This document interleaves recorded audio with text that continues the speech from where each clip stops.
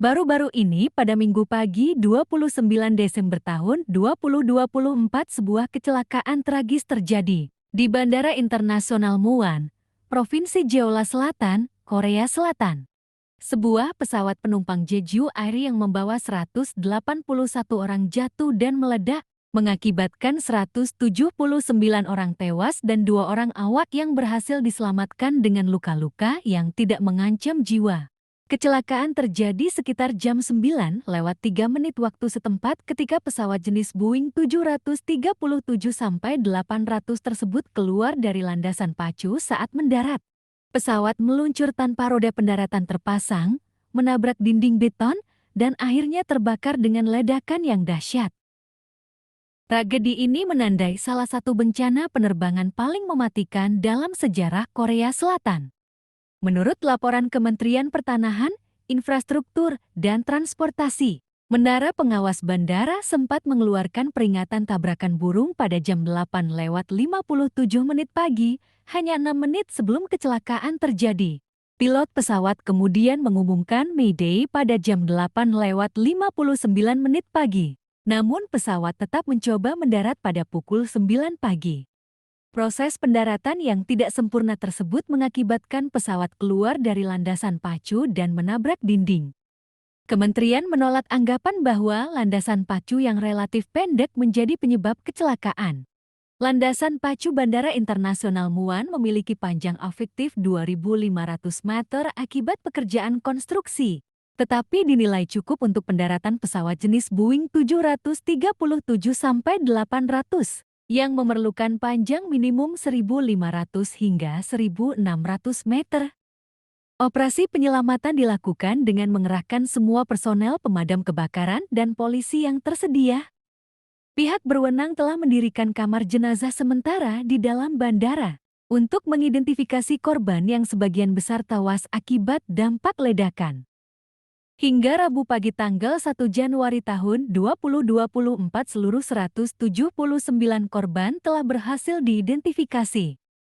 Kegagalan roda pendaratan yang mungkin disebabkan oleh tabrakan burung menjadi salah satu penyebab utama yang diselidiki. Kementerian Perhubungan telah mengirim anggota Badan Investigasi Kecelakaan Penerbangan dan Kereta Api untuk mengamankan perekam data penerbangan dan perekam suara kokpit. Diperkirakan butuh waktu berbulan-bulan untuk mengetahui penyebab pasti kecelakaan ini. Dalam pernyataan email yang dikirim ke kantor berita Yonhap, Administrasi Penerbangan Federal ACF mengatakan telah membentuk tim dengan Dewan Keselamatan Transportasi Nasional NTSB untuk mendukung otoritas Korea Selatan dalam penyelidikan tersebut.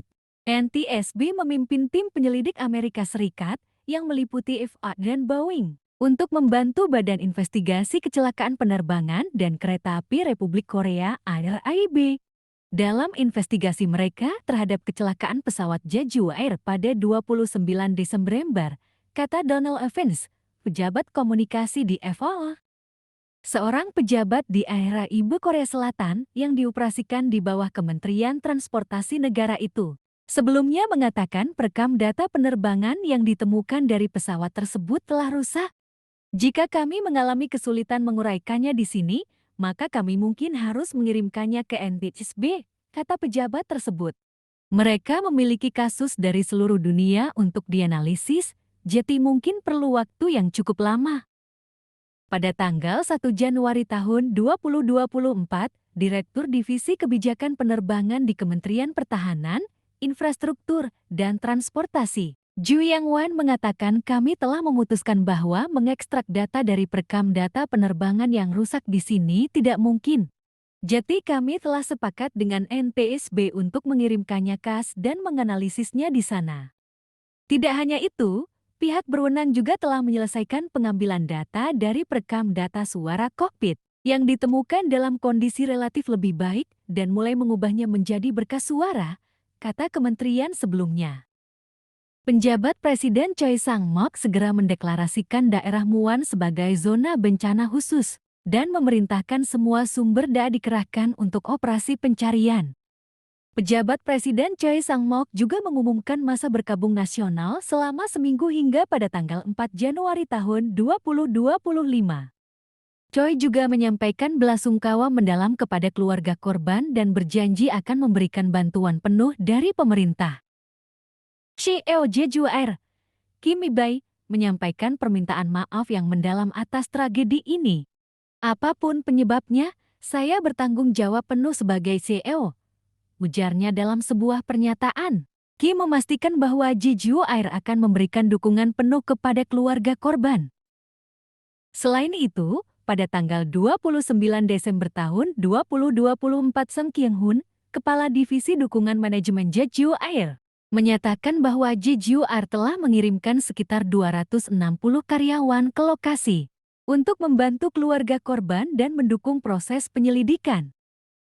Pemerintah Korea Selatan telah mengumumkan rencana untuk melakukan pemeriksaan keselamatan yang ketat terhadap semua pesawat Boeing 737-800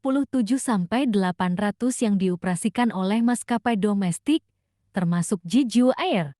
Ju Yang-wan, Kepala Kebijakan Penerbangan di Kementerian Transportasi, menyatakan bahwa insiden ini mendorong kementerian untuk meninjau kepatuhan terhadap regulasi penerbangan dan tingkat pemanfaatan pesawat.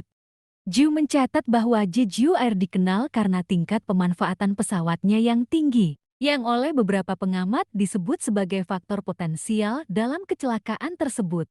Dari 181 orang yang berada di dalam pesawat, 175 diantaranya merupakan penumpang dan 6 lainnya adalah awak. Sebagian besar penumpang adalah warga Korea Selatan, dengan 2 warga negara Thailand turut berada di dalam pesawat. Penumpang memiliki rentang usia dari 3 hingga 78 tahun, dengan mayoritas berusia 40 hingga 60 tahun. Kecelakaan ini menjadi pengingat akan pentingnya keselamatan penerbangan dan langkah-langkah mitigasi terhadap risiko seperti tabrakan burung. Penyelidikan yang mendalam diharapkan dapat memberikan jawaban atas penyebab tragedi ini dan mencegah terulangnya kejadian serupa di masa depan.